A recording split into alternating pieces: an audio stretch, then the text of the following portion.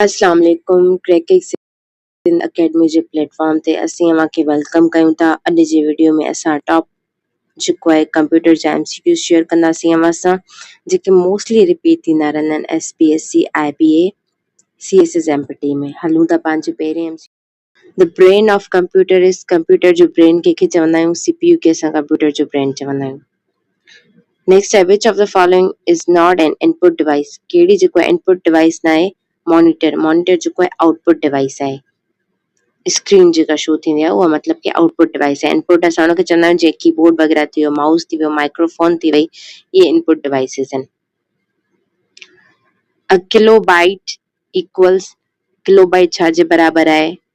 1024 bytes जे बराबरि आहे। What does URL stands for? URL जो छा जे लाइ स्टैंड थींदो आहे? उन लाइ फुल फॉर्म जेको आहे उनजो उहा आहे uniform resource locator. Uniform resource locator URL जो फुल फॉर्म आहे।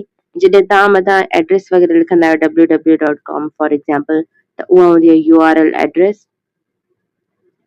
विच key is use to refresh web page, web page खे रिफ्रेश करण जे लाइ कहिड़ी की इस्तेमालु कंदा आहियूं? F5 असां इस्तेमालु कंदा आहियूं इनखे रिफ्रेश करण जे लाइ। Which part of computer store कंदो आहे डेटा परमानेंटली? परमानेंटली डेटा खे केरु स्टोर कंदो आहे? रोम। रोम हमेशह जे लाइ डेटा खे स्टोर कंदो आहे ऐं रैम जेको आहे सो टेम्पररी डेटा खे स्टोर कंदो आहे। What is the shortcut to paste text in Windows में? विंडोज़ में जॾहिं टेक्स्ट खे असांखे पेस्ट करणो हुजे त हुनजो शॉर्टकट कहिड़ो आहे? Control V। Control V shortcut आहे टेक्स्ट खे पेस्ट करण जे लाइ। What type of software is MS Word? MS Word कहिड़े क़िस्म जो सॉफ्टवेयर आहे? एप्लीकेशन सॉफ्टवेयर आहे। What does HTML stands for? HTML जो फुल फॉर्म छा आहे? Hyper text markup language. Hyper text markup language full form आहे HTML जो।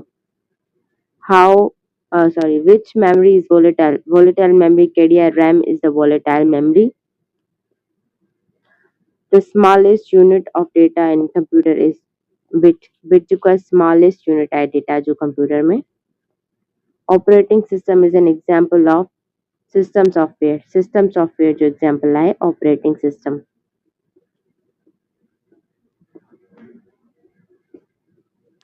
What does CPU stands for?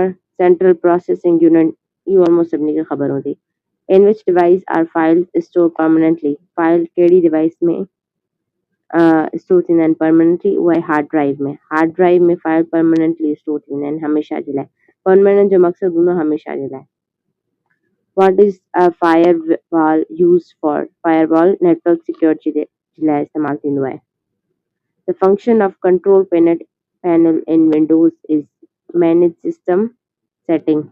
Control panel आहे न, उनजो फंक्शन छा आहे? उनजो फंक्शन इहो आहे कि मैनेज कंदो आहे सिस्टम जी सेटिंग खे। Which one is not a programming language? कहिड़ी प्रोग्रामिंग लैंग्वेज न आहे? MS Excel जेको आहे प्रोग्रामिंग लैंग्वेज न आहे। पाइथन, जावा, C++ इहा प्रोग्रामिंग लैंग्वेज आहे। MS Excel प्रोग्रामिंग लैंग्वेज न आहे। Which of these is an output device? हिननि मां कहिड़ी आउटपुट डिवाइस आहे? प्रिंटर। प्रिंटर भी आउटपुट डिवाइस आहे।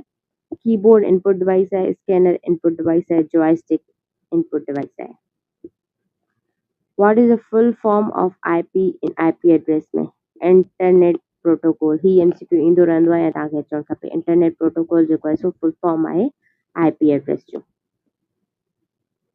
The speed of CPU is measured in CPU जी जेका स्पीड आहे उहा छा में मेजर थींदी आहे? गीगाहर्ट्ज़ में मेजर थींदी आहे। LAN stands for local area network. LAN stands for local area network.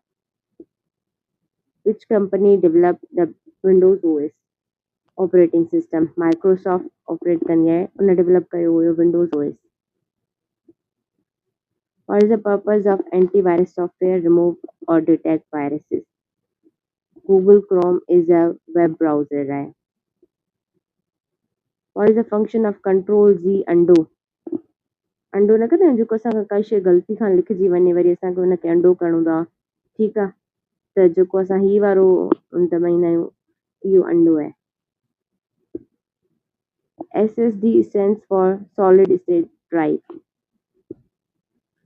Which file extension is used for PowerPoint जे लाइ कहिड़ी file extension इस्तेमाल कंदा आहियूं असां PPTX. Linux is an example of operating system.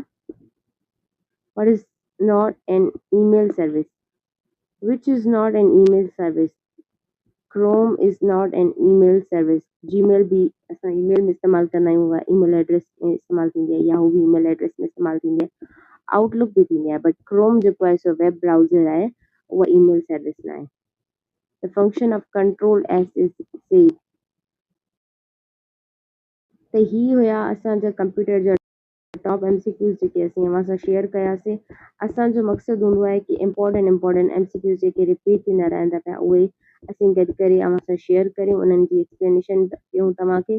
Otherwise material इलाही ज़्यादा हूंदो आहे बट जेको इम्पोर्टेंट MCQs हूंदा आहिनि उनखे ॻोल्हे करे उन्हनि जी एक्सप्लेनेशन ॾियणु त असीं तव्हांखे प्रोवाइड कयूं था पिया. अगरि तव्हांखे असांजो चैनल जो वीडियो सुठो लॻो हुजे त असांजे चैनल खे सब्सक्राइब करे छॾिजो.